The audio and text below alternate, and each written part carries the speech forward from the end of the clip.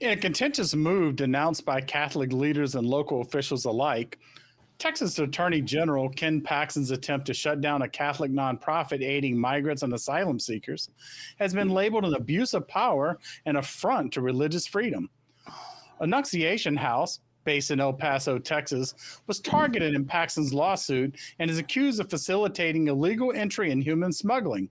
However, Bishop Mark Seitz and others swiftly rallied to defend the organization's mission, emphasizing its long-standing commitment to providing basic resources to those in need. Paxton's actions have ignited a fierce debate, highlighting broader concerns about the treatment of migrants and the role of faith-based organizations in addressing humanitarian crisis. This story is from National Catholic Reporter by Kate Scanlon on February 26, 2024. I've got to say, I have a few things to say, finding this a little bit of a unique story, but I was wondering, Kelly, what did you think about this? This is something I've been talking about that I had a feeling was going to be happening at some point in the future. I've been thinking this is going to happen all along. Christians, especially Christian nationalists, have this idea that everybody else thinks the same way they do. It doesn't matter what sect they belong to. And so here we see that isn't so. And one of the things that kind of delights me about this is that it's coming from American Catholics, probably the most conservative, far-right Catholics in the world. There are no other Catholics as far-right as American Catholics. Now, I realize that no person who's on the political right isn't going to help these refugees. They don't care about these asylum seekers, that the Annunciation House is actually stepping up to help. But I was surprised that they went after a religious organization until I realized, oh yeah, these are Catholics. A lot of evangelicals whose vote Paxton will need to fulfill his ambitions of being governor in the future, they don't think Catholics are Christians anyway. So this isn't going to hurt him with his base, so he can go after the Catholics all he wants. But would he be going after them if they were a Protestant group? I don't know if they would, right? The World Church Group represents 17 Protestant churches, and they have helped over 850,000 people on the southern border. The Lutheran Church has been active and has reportedly helped over 375,000 people at the southern border. Paxton knows this, and he knows that he went after these groups, his base would drop him in his instant. So he's decided to single out the Catholics and go after them. Richard? Well, all I can say, unfortunately, about Mr. Paxton and the government is, again, we see the lack of compassion and care for the, quote, other humans continually demonstrated by the executive branch of the Texas government. Paxton treats as a crime the act of giving food, clean water, shelter, and first aid to people who have nothing.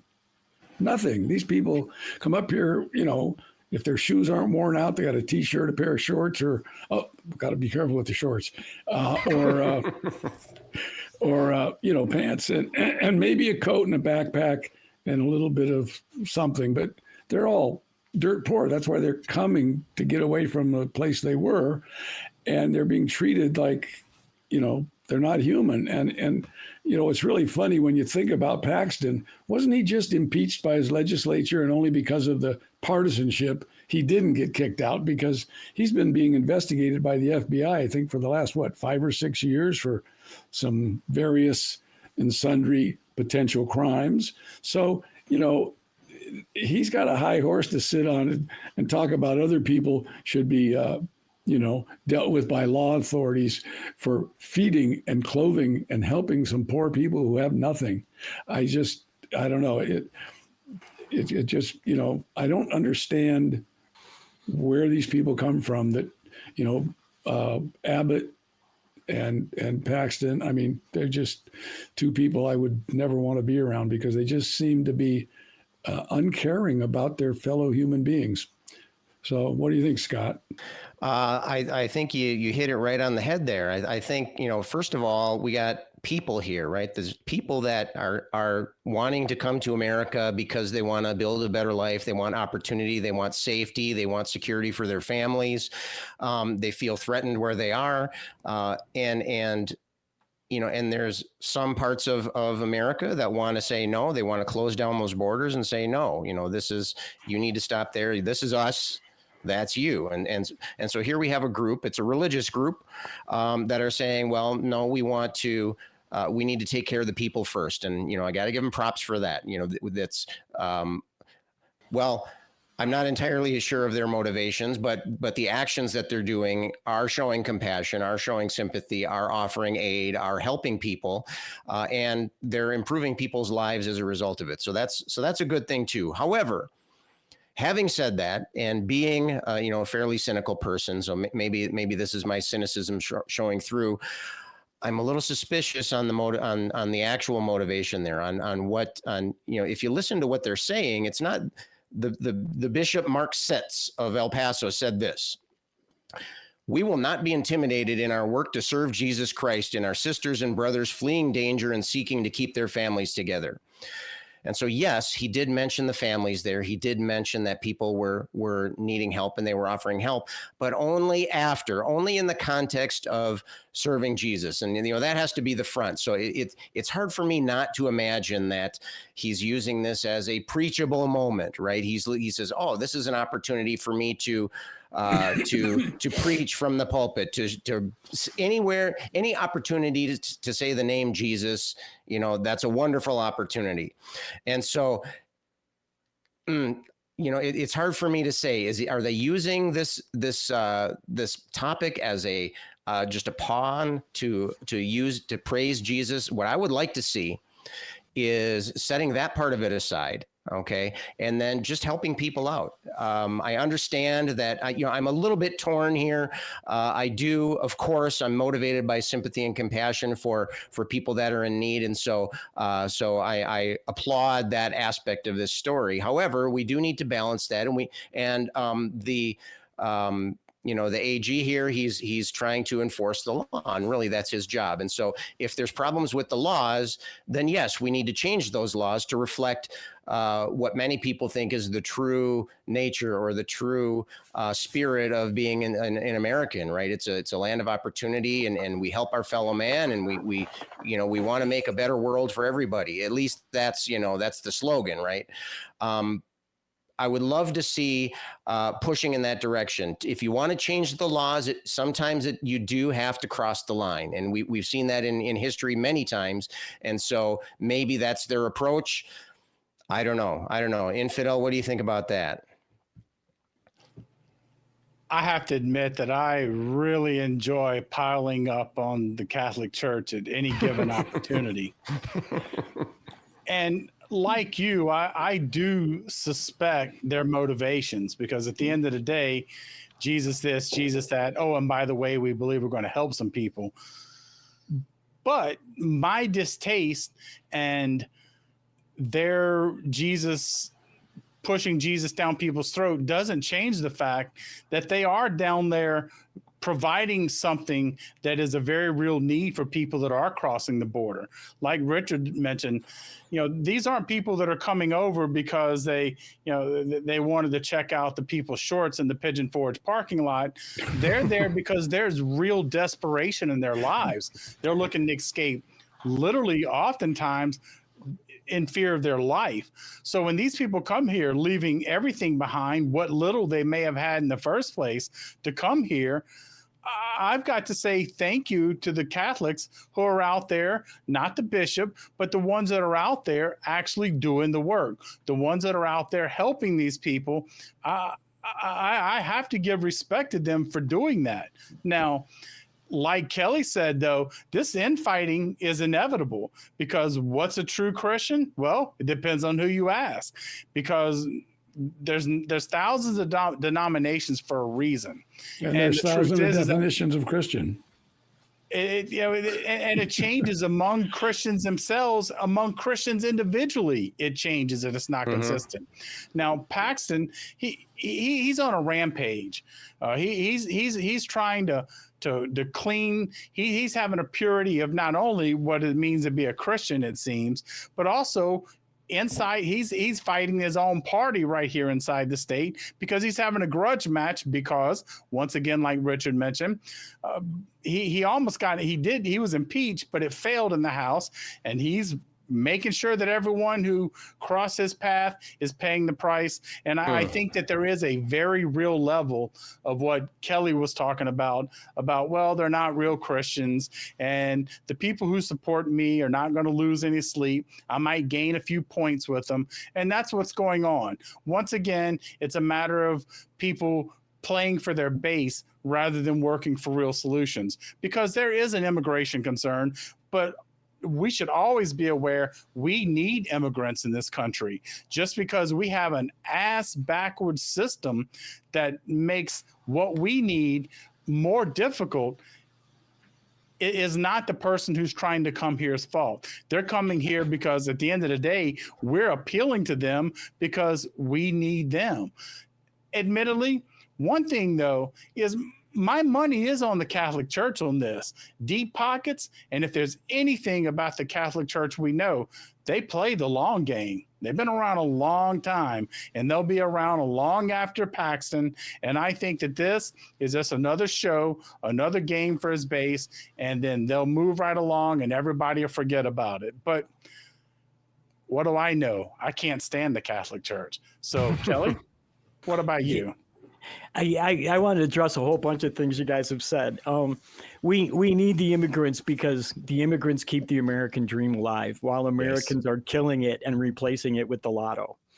So with these are people who are coming here to work, to build a future for themselves, while many people who are here feel that future they are entitled to. They don't have to work for it. My parents earned it, and I get to have it. Right. So that's one of the things that I really think is really good about bringing immigrants into this country, that we are actually bringing back this idea of working to make your world better instead of just letting it fall apart and expecting it all to work around you. Scott, you mentioned that we have to change the laws. We just tried to do that. They wouldn't do it. And I think we all know what caused that to happen. So as long as certain people who are involved in politics, I'm not sure that we're going to get that going. And I think one of the GOP has lost this as a wedge, or has lost abortion as a wedge issue. I mean, they used that for 30 years as a wedge issue. They don't have that anymore, and they need a new wedge issue. And this is it. This is that wedge issue. So we know you were talking about appealing to their voters, and yeah, this is exactly why Paxton is doing it. And it goes back to what I was saying before, why he chose the Catholics, because his base, these people who think he's doing the right thing, don't care about Catholics anyway. And I'm not so sure that this is that their motives are nefarious. The Catholic Church. I mean, a lot of I don't think it's overstepping to say that most Latinos are Catholics anyway. So they're out there protecting their own, really, when you think about it. It's the Protestant organizations I mentioned that might be out there with nefarious ideals, trying to convert these Catholics over to their church. But one of the things I wonder about, and Richard, I hope you can help me with this with your legal background, is it actually legal for the state to go after the Catholic Church for doing this? Isn't this freedom of religion? Well, I don't think it's, from what I read, I don't think that's what it is. I think it's the fact that they are claiming that these people are here illegally, so that they're not supposed to be given any aid. But I think the whole notion that we've had, for years of sanctuary and so forth, these people are hanging out in the church, they should be left alone. First of all, if they're there being taken care of and getting food and shelter and storage, they're not out committing crimes like people like Paxton say they're all doing, because they're not, and that's just a big lie anyway. But I don't know. We all know that crime sometimes imitates from poverty and desperation. So if the people get fed and they're, get some first aid if they need it, and they get a place to sleep, that's going to help keep them on a straight and narrow path more. The thing that bothers me, which you guys have talked about, with a lot of these religious organizations, I would say, like the Salvation Army and other places that do give handouts to people. But oftentimes, before you get the food or whatever, you got to listen to a prayer. You got to listen to a sermon. You got to pay the dues with your brain. You got to give up some of your, mental capacity to put up with that. And, there's been a lot of cases around the country that Freedom from Religious Foundation has been doing a lot of lawsuits where, various organizations are doing things like that. There was a jail up in West Virginia where the 12-step program that you had to do to get probation, a guy who was an atheist said, I can't do that. I don't believe in the 12th step. And they said, too bad, you got to stay. Well, we got to get this stuff out of people's lives in terms of the doctrinaire stuff being pushed all the time. And we know Paxton's probably not really very religious. He's probably really pushing this because he wants to be hardcore on law and order. I'm taking care of these people that are coming across the border. I'm going to send them all back. There's that big fight going on between the state and the federal government about who gets to control this. And immigration is a federal issue because it has to do with a border. So, but, I don't know if they're going to get it straightened out ever. Like you said, there was a bill put through to try to get it done. It was sponsored by one of the most conservative Oklahoma Republicans, and many people in the Democratic Party didn't like it, thought it was too harsh, but it was put forward, and the GOP said no. So you're right. I think their wedge issue is being weakened considerably, since it doesn't look like they really want to change. They just want to yell and scream about it. Mm-hmm. And that's, again, I think part of what Paxton's motivation is here, to just keep raising that issue. These people are horrible. They're here. They don't belong here. And we don't want anybody feeding them. I mean, it's politically uncool, but just, morally, it's like, yeah, we don't want you feeding these poor, hungry, starving people. And that's just disgusting.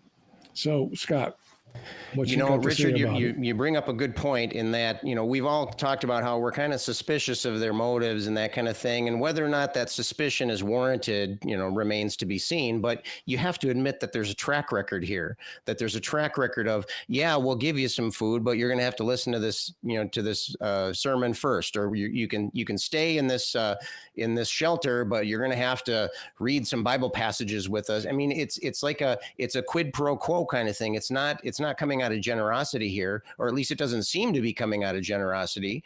It sure, from the surface, it seems like it's an exchange of services. It's you do this for me, I'll do this for you. You want this shiny apple? Well, you're going to have to read this John 3:16 first, and then you can have it. Right? It's an established pattern of behavior, and so if this is actually a legitimate humanitarian effort, it's clouded. It's tainted by the stink from the Catholic Church, from all the things that they've done in the past. And so it's tough to, we said at the beginning, it's tough to get on their side, right? Even though if we agree with that, that these people are in need of help and that we want to help them, it's hard to do that wholeheartedly when we've seen this pattern of behavior for so long, for so many years, and in so many different aspects, and all across different varieties of Christianity. It's not just a Catholic issue; it's across all kinds of churches. Now, of course, there are some legitimately good I was going to say churches, but really it's the congregations, right? It's the people that are in those churches where that goodness is coming from, and so. It's hard not to throw the baby out with the bathwater, but it's also hard to tell the difference. Is this bathwater that has a baby in it, right? It's hard to tell that because we're so jaded and because we're so we've been bombarded by these images for so long. This food for Bible kind of exchange. But another thing, Richard, I think you were talking about, or maybe it was Kelly, about the separation of church and state. Right here, we're seeing we're seeing the beginnings of a clash here over religion versus state. And I'm not entirely convinced that this is 100% church versus state issue, but I think we can at least see what's starting to happen. And I think this could be maybe a warning shot to other kinds of religions, especially Christian nationalists. They want to incorporate religion in your government. Well, if that happens, then the government is going to be telling you how to do your religion. Right. And so here we see it's starting to scrape against some different denominations of Christianity. They're going for the low hanging fruit, right? The easy target. They can pick on the Catholics because like Kelly was saying, there's many denominations of Christianity that consider them to be the other. They're not part of us. They're part of them. And so we can pick on them. And so I hope that people can see this as this is what it's going to look like, except it might not be the Catholics tomorrow. It might be the Baptists tomorrow, or it might be the Presbyterians tomorrow, or it might be, whatever tomorrow. It might be everybody tomorrow. Who knows? And so if we leave the door open for that kind of thing, it's a slippery slope. And so we want to be, and I said that, I know I wasn't going to say slippery slope, but I did. I said slippery slope. And so we want to be careful of that kind of thing. This should be a warning. This should be an indication of what might be coming down the road. Scott, you slid right down that real smoothly. I did, you just got to do what you got to do, I suppose. And Christian nationalists might be in for a big surprise when they realize that 5 of the Supremes on the SCOTUS are Catholics and not Christian nationalists. Right. Be careful whose toes you step on, right? They might be kicking back at you. Yeah, I mean, there's actually a hard right Catholic on the Supreme Court. Mm-hmm. Sure. Well, almost all the Republicans on the Supreme Court. But I mean, there's one there who's actually part of a Catholic cult. Yeah, but I'm just saying all 5 of the Republicans that have been put there by Republicans are Catholic. Except Gorsuch is actually a Methodist, but he was raised Catholic. He was Catholic most of his life until he got married. So great conversation we're having. If you'd like to continue this conversation, you can either post a comment below or send an email to tv@ atheist-community.org. And if you'd like to more nonprofits, you can click right here.